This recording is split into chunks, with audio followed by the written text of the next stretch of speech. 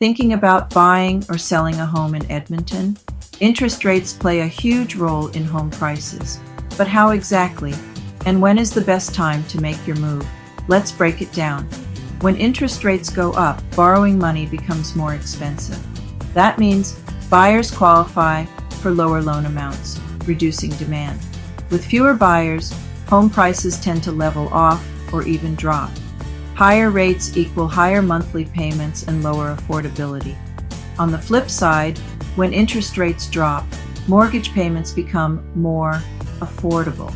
This increases demand, driving home prices up as more people compete for the same properties.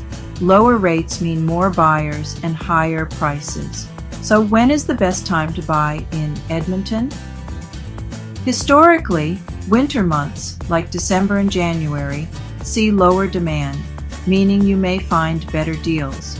Spring and summer are more competitive, driving up prices. Best time to buy, late fall and winter, when there's less competition. If you're selling, the best time is usually spring and early summer. More buyers are in the market, meaning higher competition and potentially higher offers. Best time to sell? Spring and early summer, when demand is high. Interest rates are always changing, and Edmonton's housing market shifts with them. If you're wondering whether to buy or sell, it's best to talk to a real estate professional who can guide you based on your situation. Need advice? Let's chat.